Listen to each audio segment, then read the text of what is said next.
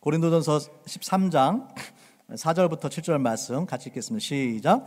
사랑은 오래 참고 사랑은 온유하며 시기하지 아니하며 사랑은 자랑하지 아니하며 교만하지 아니하며 무례히 행하지 아니하며 자기의 유익을 구하지 아니하며 성내지 아니하며 악한 것을 생각하지 아니하며 불의를 기뻐하지 아니하며 진리와 함께 모든 것을 믿으며 모든 것을 바라며 모든 것을 견디느니라. 아멘. You may be seated.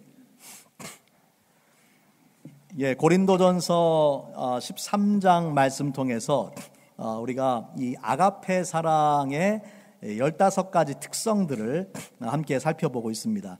그래서 사랑이라는 것은 추상적인 그런 개념이나 관념이 아니라 구체적인 행위로 드러난다라는 것을 기억을 해야 됩니다.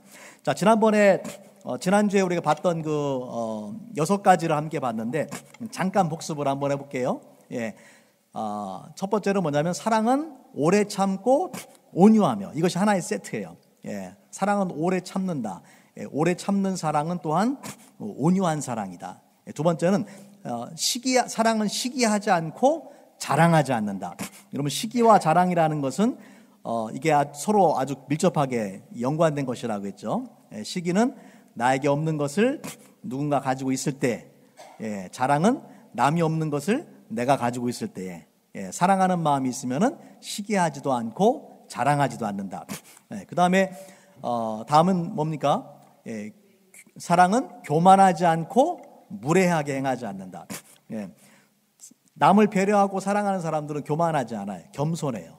그리고 무례하게, 교만한 사람들이 무례하게 행하는 거잖아요. 하지만 하나님의 사랑으로 변화된 인생을 살아가는 사람은 겸손할 뿐만 아니라 다른 사람들에게 예의를 지키고 한다라는 것이, 특별히 우리가 가까이 있는 사람, 가정에서 남편과 그 아내 사이에, 그리고 형제와 자매 사이에, 또 부모와 자녀 간에도 그런 예의가 필요하고, 교회 안에서도 가까운 성도들 사이에 지켜야 될 그런 예의가 있습니다. 자, 오늘은 이제 그 사랑의 나머지 특성 중에서 또 몇 가지를 함께 살펴보기를 원하는데, 오늘 첫 번째는 뭐냐면은 자기의 유익을 구하지 아니하며라는 말씀이에요.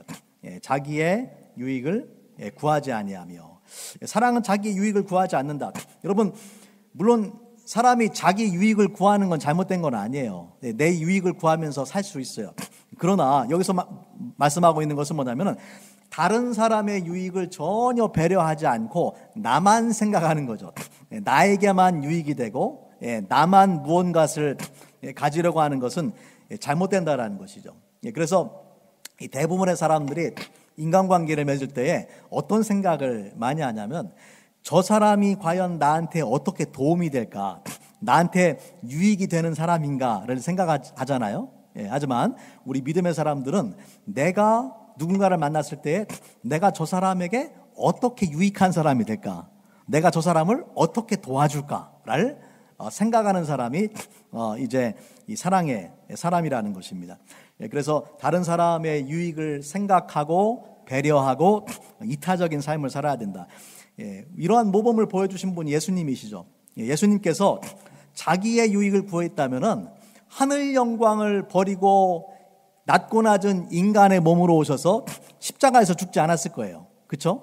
하지만 예수님께서 자신의 유익을 구하지 않고 남의 유익을 구하는 삶을 사셨기 때문에 인간의 몸으로 오셨고, 또 십자가에서 자기 생명을 기꺼이 내어주신 것이죠. 여러분, 이처럼 우리가 다른 사람의 유익을 구하는 삶을 실천해야 되는데, 그것을 가장 먼저 실천해야 되는 곳 중에 하나가 바로 교회예요. 교회에서 다른 사람의 유익을 실천해야 됩니다. 안타깝게도 오늘 우리가 읽고 있는 이 고린도전서의 말씀에 보면요, 고린도 교회에 여러 가지 많은 문제들이 기록이 되어 있는데, 그 중에 하나가 뭐냐면은 다른 사람의 유익을 생각하지 않고 자기 유익만 생각하는 사람들이 고린도 교회에 있었어요. 그 대표적인 문제가 뭐였냐면 바로 이 성찬의 문제입니다. 성찬의 문제에서 우리 같이 한번 고린도전서 11장 20절부터 22절 말씀 우리 같이 한번 볼게요. 거기 보면은 자, 그런즉 너희가 함께 모여서 주의 만찬을 먹을 수 없으니 이는 먹을 때에 각각 자기의 만찬을 먼저 갖다 먹으므로 어떤 사람은 시장하고 어떤 사람은 취함이라. 너희가 먹고 마실 집이 없느냐? 너희가 하나님의 교회를 업신여기고 빈궁한 자들을 부끄럽게 하느냐? 내가 너에게 무슨 말을 하랴?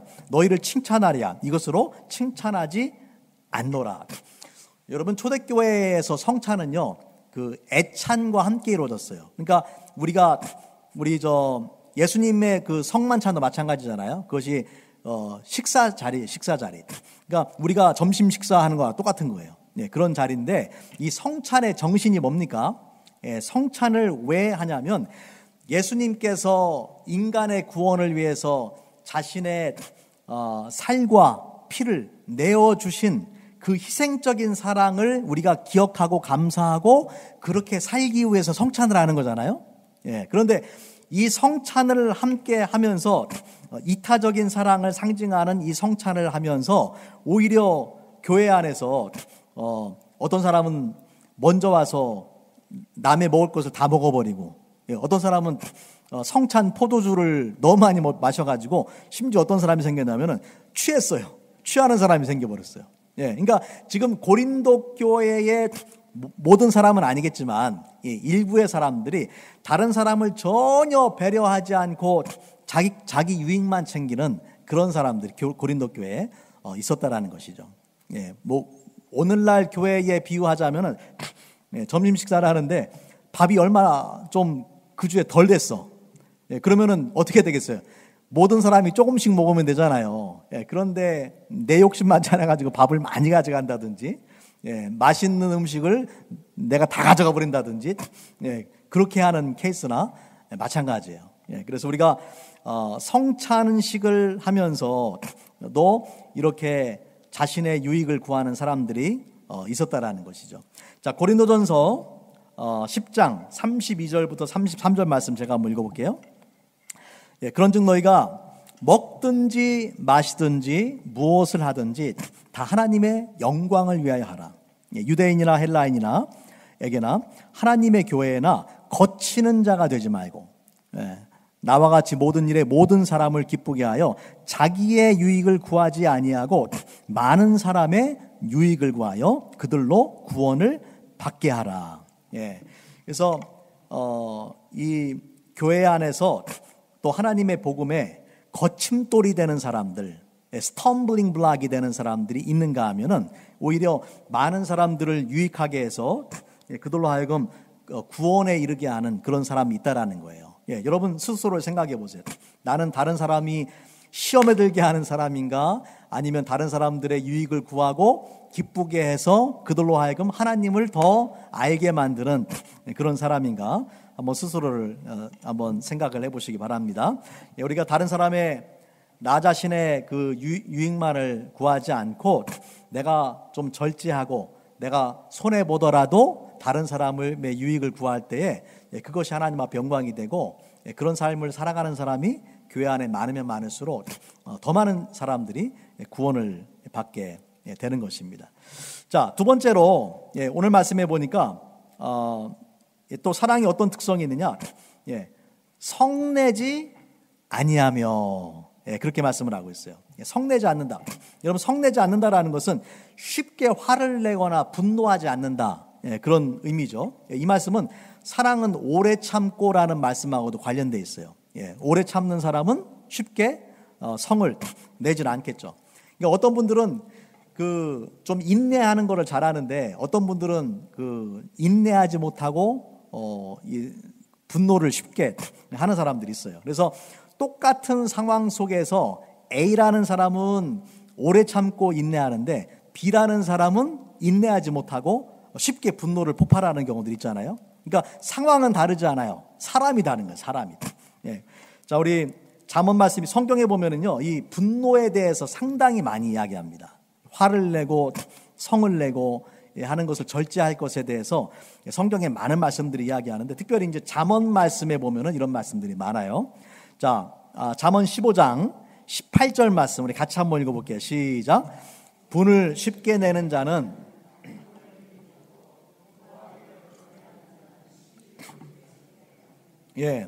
분을 쉽게 내는 사람이 우리 교회 안에 많다고 생각해 보세요. 쉽게 막 화를 내. 그럼 어떤 일이 벌어지느냐? 다툼이 많아진다. 다툼이. 그런데 노를 더디하는 자는 시비를 그치게 한다. 인내하고 분을 내지 않으면은 그런 싸움이 없는데, 분노를 참지 못하고 드러내면은 그것이 이제 이 공동체를 파괴하는 다툼으로 이어질 수밖에 없다라는 것입니다. 여러분, 우리가 특별히 이제 분노할 때에 조심해야 되는 것이 있는데, 그것은 뭐냐면은 분노 조정이 안 되면은 해야 될 말과 하지 말아야 되는 말을 구별하지 못하고 막 그 말을 내뱉는 사람들이 있어요. 대부분의 사람들이 그러죠. 분노가 조정이 안 되면은 막 말을 함부로 내뱉게 되는 거죠. 말 함부로 내뱉어서 다른 사람의 마음을 아프게 만들고, 그리고 나서 이런 분들이 이제 주로 하는 말이 나중에 이제 나는 뒤끝 없는 사람이다.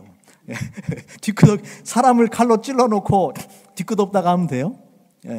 우리가 칼로만 사람을 찌르는 게 아니죠. 말로도 사람을 찌를 수가 있어요. 자, 잠언 12장 16절 말씀해 보니까 미련한 자는 당장 분노를 나타내거니와 슬기로운 자는 수욕을 참느니라. 그렇게 말씀을 했어요. 자, 잠언 12장 18절 말씀해 보니까 같이 한번 읽겠습니다. 시작.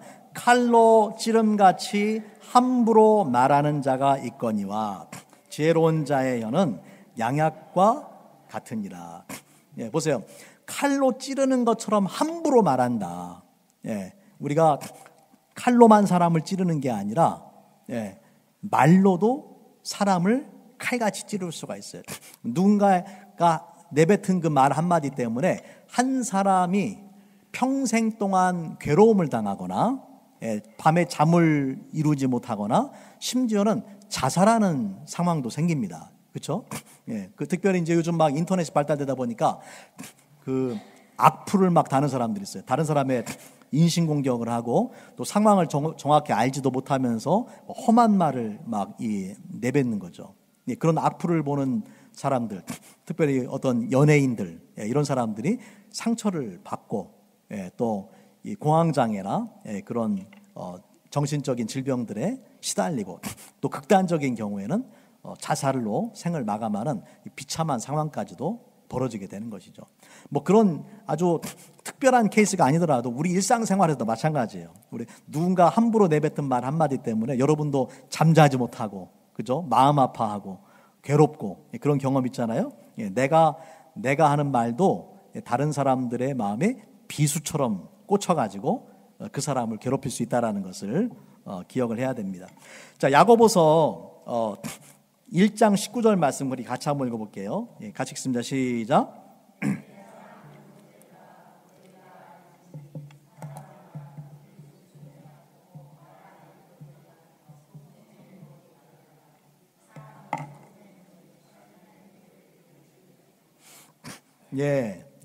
듣기는 속히 하고 말하기는 더디하며 성내기도 더디하라. 사람의 성내는 것이 하나님의 의를 이루지를 못한다. 그래서 우리가 이 쉽게 분노하고 분노의 감정을 다스리지 못하는 것은 하나님의 의를 이루지 못합니다. 그리고 이 분노라는 감정이 결국에는 더 큰 그런 죄를 만들 때가 상당히 많이 있습니다. 우리가 가정이든지 직장이든지 또 교회에서든지 어디서든지 간에 분노의 감정을 잘 다스려야 된다. 우리가 하나님의 사랑의 사람이 될수록 저와 여러분이 분노의 감정을 잘 절제할 수 있기를 바랍니다. 자, 그 다음에 있는 것이 뭐냐면요, 오늘 말씀해 보면 성내지 아니함의 다음에 뭐예요? 악한 것을 생각하지 아니하며. 악한 것을 생각하지 않는다라는 말에 이 표현의 의미가 뭐냐면 원한을 품는다, 그런 말이에요. 그러니까 악한 것을 생각한다는 것이 나에게 잘못한 사람들, 나에게 잘못한 일들을 기억하고 앙심을 품는다 그런 의미예요. 예, 그래서 이 NIV 성경에서는 이거를 뭐라고 번역을 했냐면은 It keeps no record of wrongs. 예, 다른 사람이 잘못한 것에 대해서 기록을 남기지 않는다. 목록을 남기지 않는다. 예, 그렇게 표현을 했고요. 공동번역 성경에 보니까 사랑은 앙심을 품지 않습니다. 그렇게 번역을 했어요. 앙심을 품지 않는다. 예, 이 폴리네시아에서 예, 사람들이 전통적으로 그런 일이 있대요. 예, 그러니까 다른 사람이 잘못한 것에 대해서 원한을 가지고 예, 그것을 다른 사람이 잘못한 것을 평생 동안 기억하기 위해서 지붕에다가 지붕으로부터 이렇게 그걸 기억할 수 있는 뭔가를 매달아 놓은 물건들을 매달아 놓는다고 합니다. 예를 들면은 가족이 이웃 부족하고 싸워가지고 죽었어요. 그러면은 그 가족의 해골을 그 지붕에다 매달아 놓고서 그거를 볼 때마다 이 원한을 생각을 하고 그거를 볼 때마다 복수를 하겠다라는 그런 다짐을 한다라는 거죠. 그러다 보니까 이 부족들 간의 전쟁이 끝이 없이 계속해서 일어나는 거예요. 그 원한을 생각하고 언젠가는 복수해야지 생각하니까 끝없이 전쟁이 일어난다라는 것이죠. 물론 이제 뭐 그렇게 하시는 분은 없겠지만 지금도 많은 사람들이 나에게 잘못한 사람들, 나에게 누군가 잘못한 일들에 대해서 평생 동안 잊지 않고 살아가는 사람들이 너무나 많아요. 그래서 이웃의 잘못, 가족의 잘못 이런 것을 좀 잊고 용서해야 되는데 그렇게 하지 못하고 자기 마음속에 머릿속에 새겨놓고 또 기회가 되면은 복수를 해야지 그런 생각을 하고 살아갈 때가 많다라는 것이죠.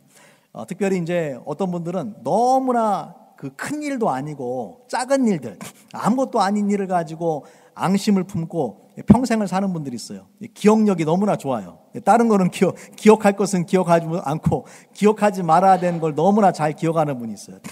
제가 전에 그 섬기던 그 지역에서 뭐 지금은 이제 뭐 연세가 많이 드셨는데 두 분이 이제 여자분이 두 분이 있었는데 둘이 제가 살던 곳도 이제 한국 사람들이 거의 없는 지역이거든요. 그러니까 한국 사람들이 없는 곳에 그 옛날에 이민을 왔으니까 얼마나 가깝게 살았겠어요. 언니 동생 하면서 살았어요. 언니 동생 하면서 정말 가족보다 더 친하게 살았어요.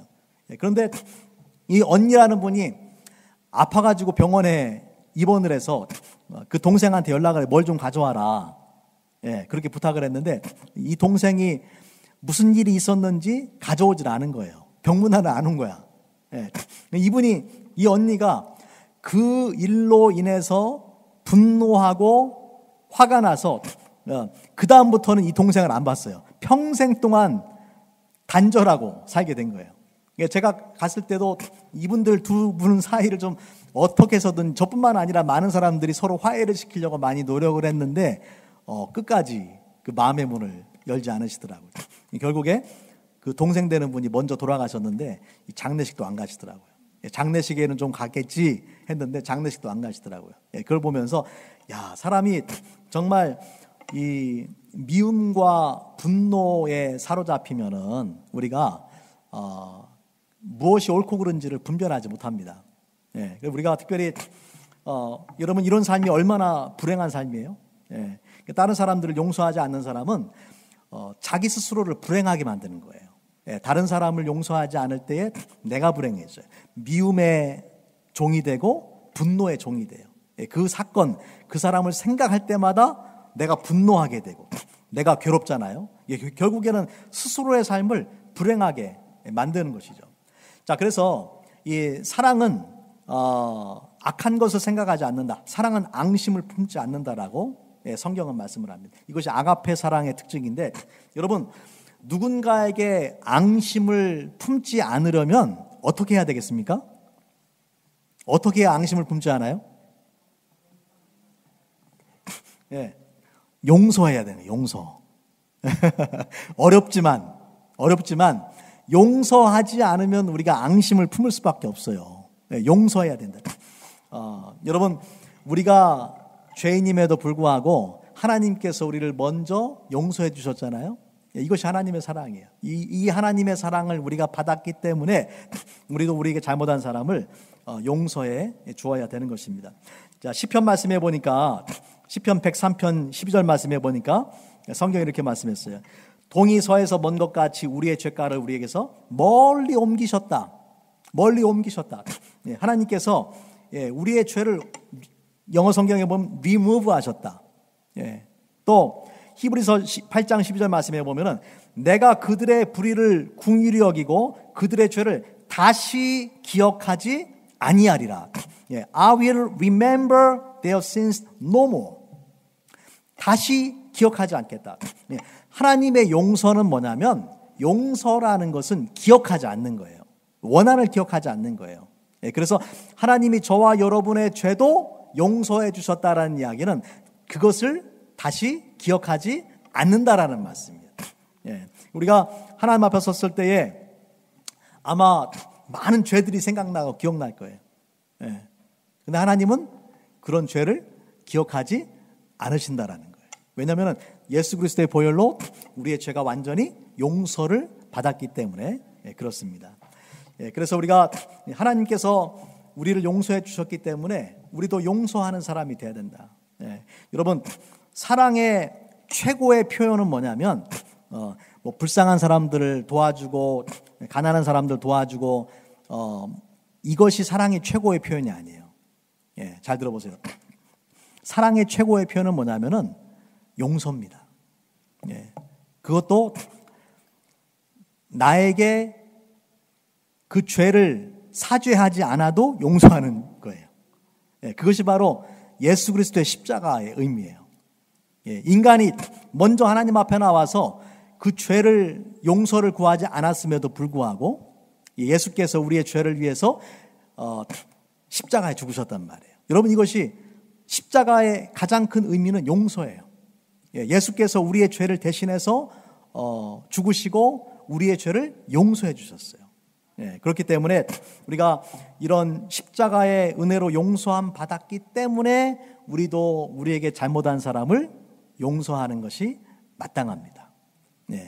자, 에베소서 중요한 말씀인데 같이 한번 읽어보겠습니다. 시작. 너희는 모든 악독과 노함과 분냄과 떠드는 것과 비방하는 것을 모든 악의와 함께 버리고 서로 친절하게 하며 불쌍히 여기며 서로 용서하기를 하나님이 그리스도 안에서 너희를 용서하심과 같이 하라.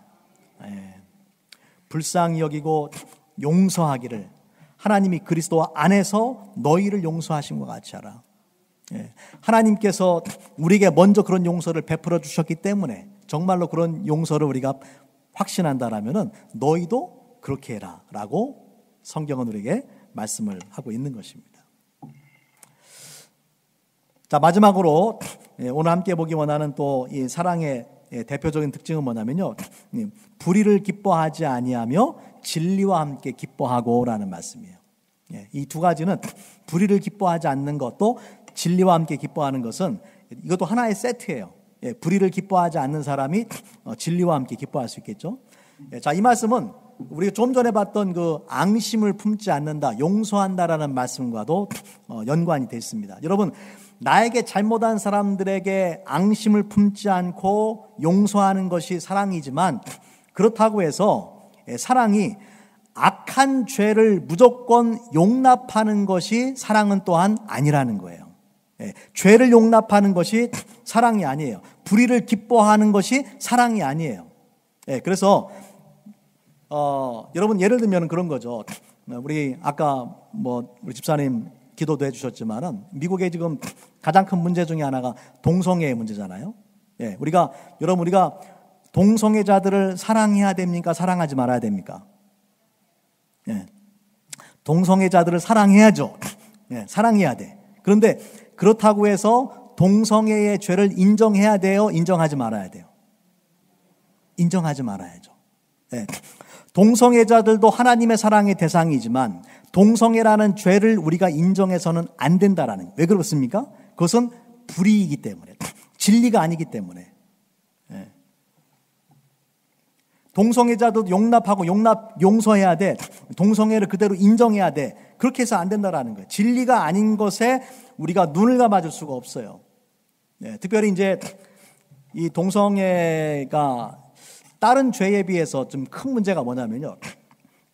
물론 이제 동성애만이 성적인 죄는 아니에요. 성경에 나타난 많은 성적인 죄들이 있어요. 예를 들어서 뭐 간음의 죄라든지 강간의 죄라든지 그 중에 하나가 이제 동성애 죄인데, 근데 이 동성애 죄가 왜 문제가 되냐면은 동성애를 하는 사람들이 교회 안에서 동성애는 죄가 아니야라고 이야기하면서 설득을 하고 많은 사람들이 그걸 따라가고 있는 거예요. 그 뭐와 같냐면은 간음을 하고 강간을 한 사람이 교회에 와가지고 간음 괜찮아, 강간해도 돼 하면서 다른 사람을 설득을 하는데 많은 사람들이 따라가고 있는 거나 마찬가지예요. 지금 이 동성애의 누룩이 교회 안에 막 퍼지고 있잖아요. 미국 교회에 얼마나 많은 교회들이 이걸 따라가고 있습니까?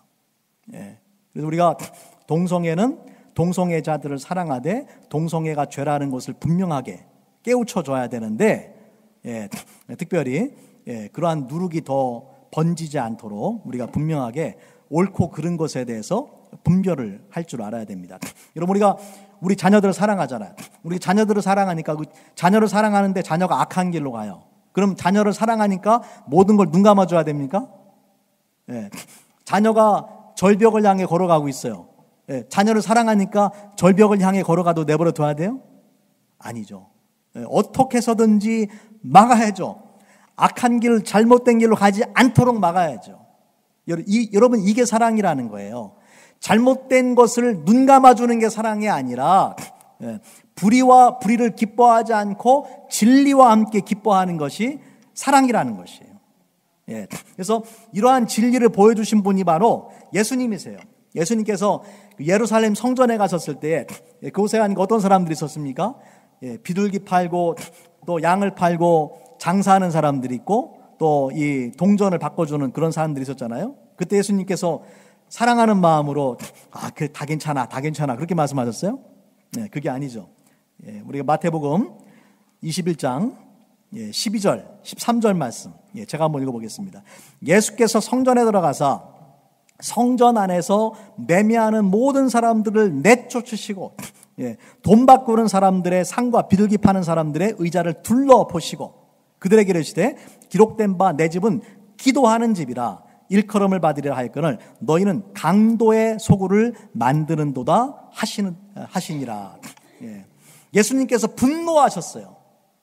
악한 것을 보고서 분노하는 것은 잘못된 것이 아닙니다. 그게 사랑인 거예요.